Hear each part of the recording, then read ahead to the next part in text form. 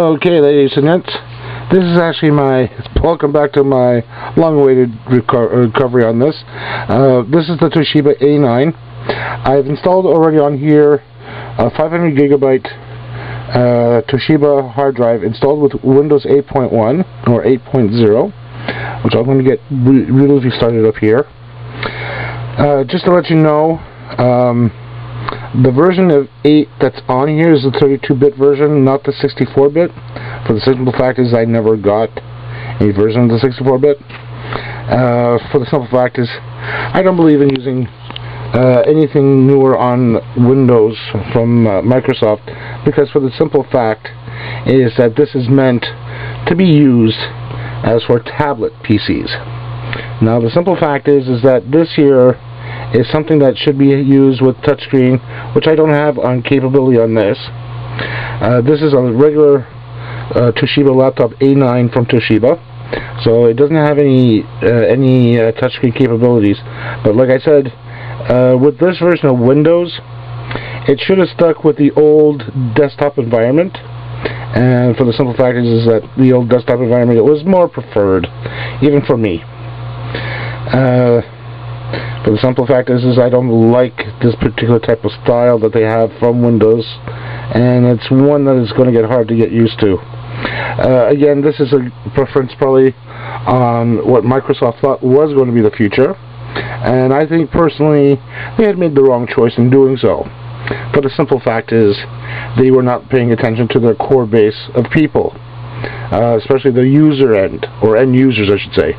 Myself, I'm happy to be a technician. I don't approve of this one. This one should have been left as a thing for just tablets, small tablet PCs, which have the touchscreen capabilities, or the all-in-one where you can actually touch the screen and flick it around. But because this one here is running on a regular laptop, makes it not as fun as it's supposed to be. Now that's running on a 500 gigabyte hard drive on here, and I do have some software already installed. Where is it? Of course, finding is always the fun thing about this. Here we go. I've already installed in Lotus Notes and some other software there, but that's something else. Here we go, search.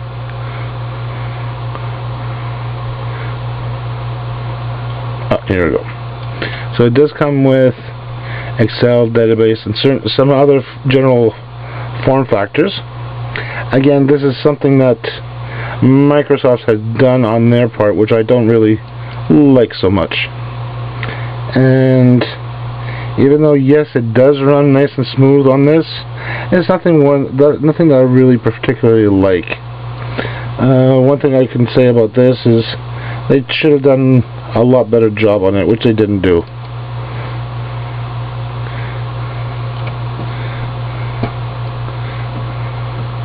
Anyhow, what I'm going to do here, I'm going to shut this here down. What I am going to do here is I'm going to show you on the other two hard drives that I have here. I'm going to power that down. Shut down. There we go. Close. What I have here is two other hard drives, a 160 Western Digital and a Toshiba 1 terabyte. The Toshiba 1 terabyte, I have Ubuntu Studios on that one, which runs very nicely on it, and it's used, and I've installed it on here already before, just to test it out, and it's really nice. Windows 7 is a 64-bit version on it. It runs very nicely with this as well. The Ubuntu Studio that I'm using here is a 32-bit version, for the simple fact that I tried installing the 64, and I was running into problems getting it to boot off from the hard drive once installed. What I did do is I ran into the 32, installed it, ran it, and I think by the time I had it upgraded it went to the 64. They were able to get the 64 kernels to run. So I'm still in the mixture thinking that it's 32, where it might be actually 64 with the Ubuntu, but I'll take a look into that deeper. Let me cut this down, get Windows 7 loaded up and running, so that way you get to see it, and then I'll switch from this one to Ubuntu as the last one, okay? So let's fade out. I'll be right back.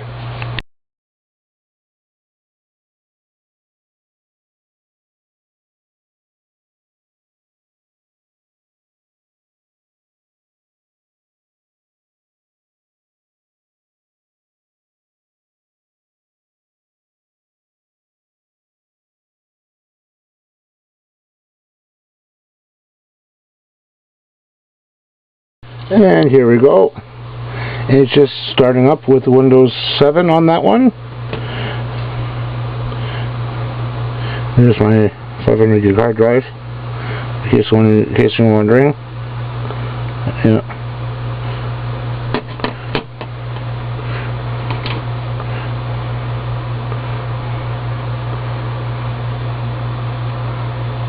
Actually, sorry, that was actually not 1 terabyte.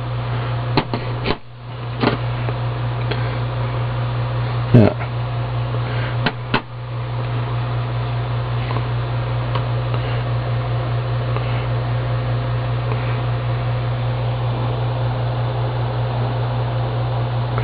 See, it's taking a little longer on the 64-bit.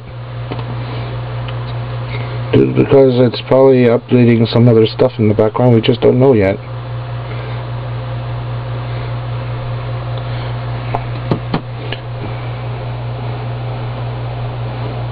As to why, we just don't know.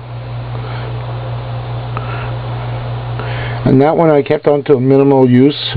I don't have any other anything else open or installed except for some drivers which I did install in, some patches, and also Lotus Notes. What the heck? Applying new updates.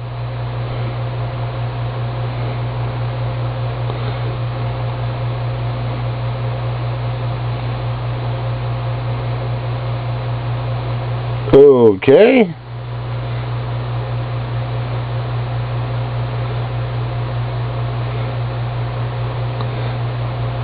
This is the first of one of many. The only thing I can think of here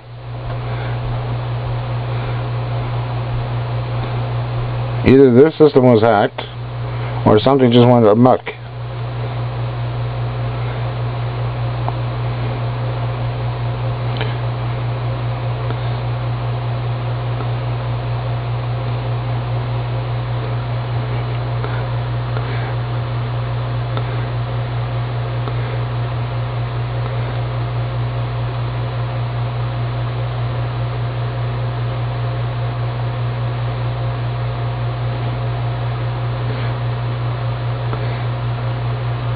Okay.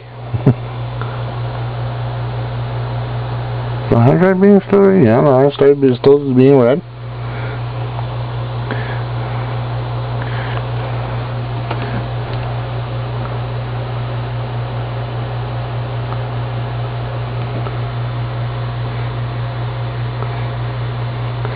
Nifty, needle mosquito.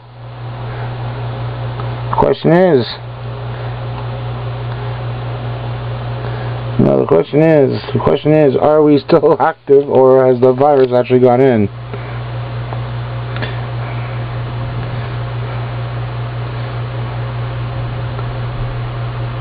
I don't think so.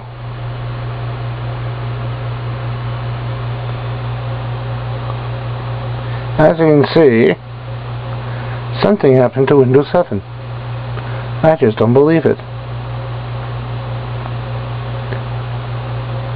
Holy canoodles, applying updates, operations. Well, something's definitely running.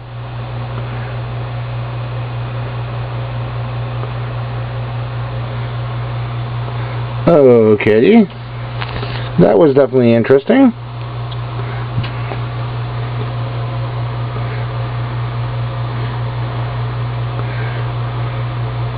Restarting Windows again.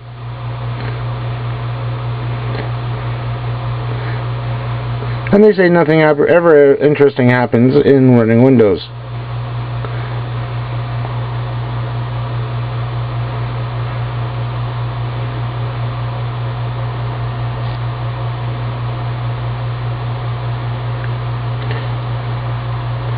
So let's see what's going to happen now.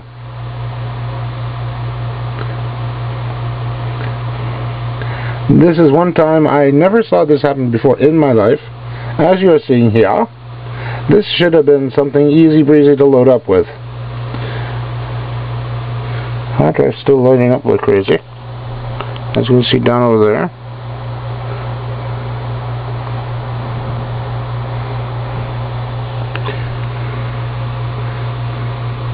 Why is it taking longer than expected? I do not have an idea. If I did, I would be able to let you know, but I don't.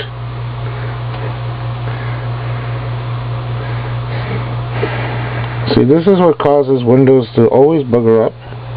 And even for a technician who's been around Windows long enough, since the early days in version 3.1, we've always looked at it nonchalantly, saying, what the heck is going on?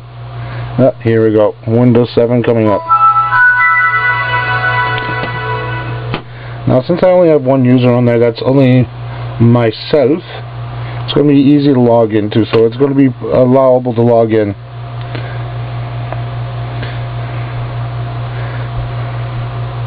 And this here is using the classical interface desktop of what Windows Vista was supposed to be. The Vista itself, as many people may have remembered, Vista was bloated down by a lot of stuff that was on there that did not need to be there. So, of course, what happened is that Microsoft went into high overdrive to make the next operating system.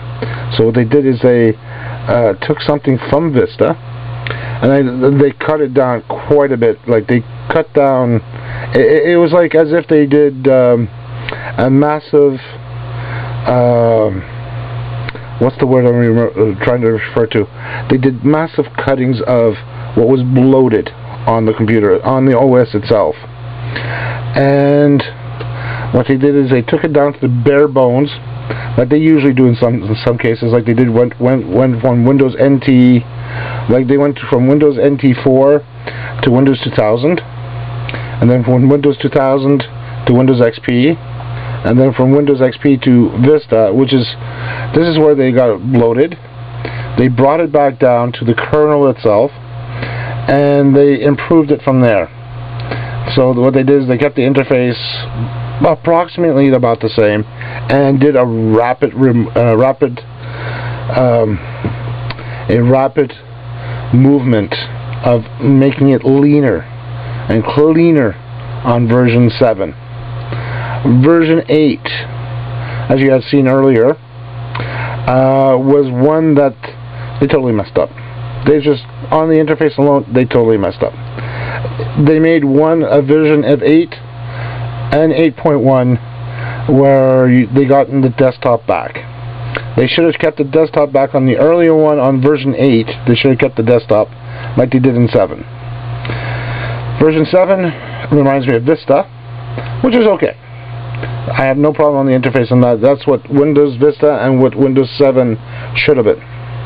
The interface was virtually the same. I have no problems. With this one here, applying the patch, it's taking a little bit longer than usual. Let me cut back out and wait until the patch actually comes back. Okay? Be right back. Ladies and gentlemen, here we go. Back to with the show. After having it reboot, and I was able to log in. As most of you know, this is Windows 7. This is the release just before Windows 8. I just have the bare bones on there. What I really like is the desktop situation here. A little bit of the old-fashioned Windows Vista, as doesn't need any other requirements besides what I need it for.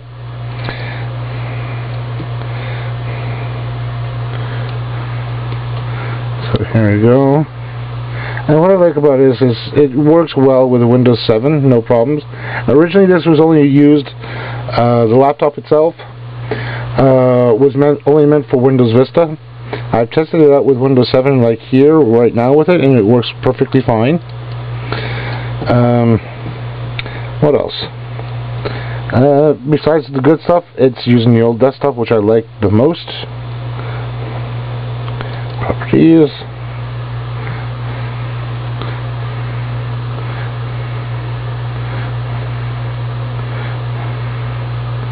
One thing I like about this is just it works. It just does the job.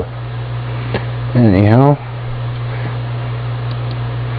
system performance. I didn't run anything on the system performance, so I don't really know offhand how good it is with that, and I don't really trust it that much, considering it's something that Microsoft says, oh yeah, we can rate this on whatever the case may be, but it's something that I don't really trust that often. And for what I do with it, anyhow, at any rate, it's not that much of an importance for me, since I use just the word processing, data spreadsheets, stuff like that, and I'm going to be putting in some programming languages on this as well. So this is probably what I'll probably be doing it with this machine personally. So the speed of what it gets as a refresh and all that is not that much. So for that, I'll leave it as it is. Next one here that I'm going to be putting on is this guy here. Is the Toshiba 1 terabyte, which I have the Linux version of Ubuntu Studio on it. So that'll be the next one. I'm going to drop out of this here and switch over to the other hard drive and take a look from there, okay? So that's about it for Windows 7 on this machine. Let's go for the other one.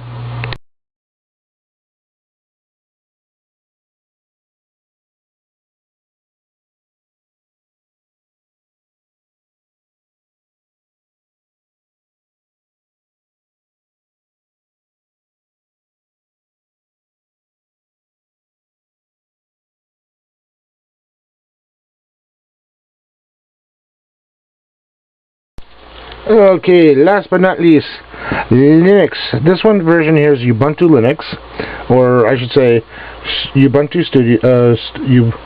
Ubuntu Studio, which is basically a editing suite under Ubuntu. This is what I'm using on one of my other machines, which I've decided to put on this one here because, due to the fact I'm running single processor with 2 cores at 64-bit. This one here, I prefer running Ubuntu, especially doing my editing, because the editing suites that I have available are free. And the one thing I like about this is that it's in the Linux environment, which is, I find, a little bit more secure over the Windows environment. And plus, the Windows environment, most of the software you have to pay for.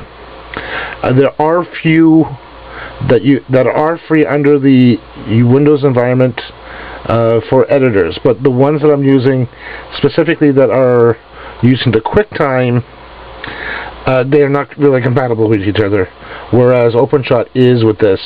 And the good thing about what I like about Ubuntu, or the derivative of Linux, is that you can create whatever environment you want here. That's a good thing. The bad thing is it's not compatible with Windows at all, and it's because it's Linux, which is a cousin of Unix, which is mainly for the mainframes, supercomputers, and all that. It's a little bit more harder to work with. But, and I say this as a but, if you are willing to take a crack of learning Linux, which is a good thing, because what happens is it expands your horizon, because there's more than one operating system out there. Most people will say Windows only or Mac OS X only, because those are the two that are popular right now. And with those, they're only getting harder and higher and higher in specifications for computers, whereas Linux is not as bad. And even if you go with an earlier version or a lighter version, they do well. Believe it or not, they do well. The one thing I like about Ubuntu on here is that it's fairly snappy. Now what I've done here is I've gone in and ran the install of the 32-bit version of Linux, because I tried using the 64-bit version and it did install, but the problem is when it came up to time to actually to eject the CD and actually boot from the hard drive, it didn't write the configuration file for the boot. I literally was stuck. Eventually I did find one here, which is the version of Ubuntu, which was version 12.04, and it worked very nicely. It installed it. It was the 32-bit version, and it eventually installed, and it was able to write the configuration file and the whatnots, and it ran nicely. I did the upgrade to it as well, which ran from 12.04 to 14.04, which is the long-term release. And the thing I like about this here, and let me just pull that up, close that out, and here let me pull up the editor that I actually use, which is, there it is, OpenShot. And that's the editor I actually use for editing my videos, which I usually do on a 32-bit machine.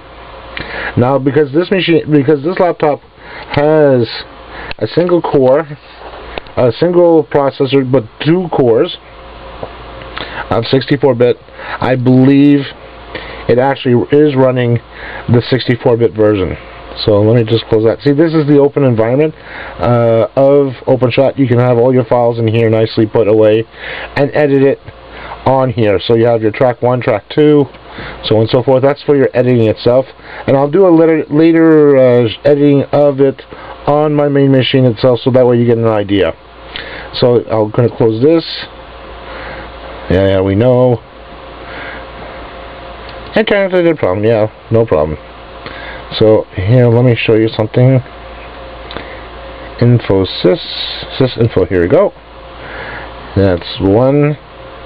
Now this here is something similar. Sysinfo is very similar to like, what is it?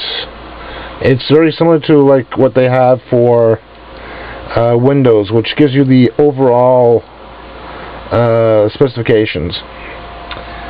Here we go. You might see it a little bit darker here, or a little bit lighter. More details. Here, click on plus. See, it's running 64-bit Ubuntu.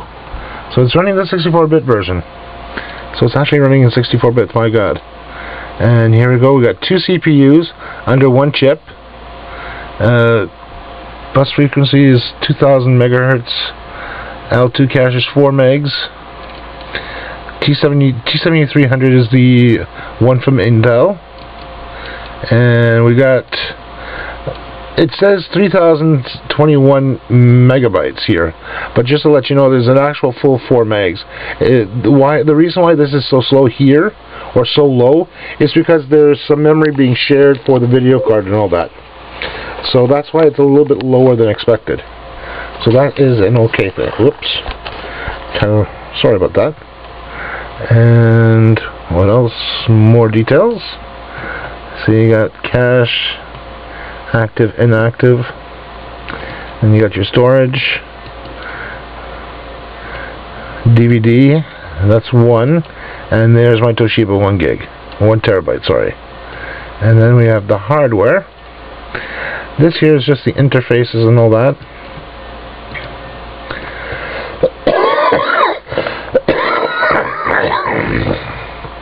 Now we can go also motherboard, graphics card. See, that's the graphics card there. Now we can go under sound card. Take a look at the multimedia sound card. That's the integrated sound card from Intel. Last but not least, we can go with networks, and here we go. We got the Ethernet from Intel, which is the 1 gigabit. It's 1 gigabit, 110, all combined, and then you have the wireless. Sorry about the coughing there. Anyhow, that being said, it's a good little OS to run on this. The one thing, like I said, you can't run Windows because, for the simple fact, Windows is not the same as Linux, and Linux is not the same as Windows. But you can have them on separate hard drives, like I had for this one here, and it works great. And yeah, that's for this review. I like running Linux on this. Windows 7 does a nice job on this too. Windows 8 is so-so. It's not one of my favorite UIs I like working with, but it'll do the job. And yeah, that's all for this review. Carl out. See you next week.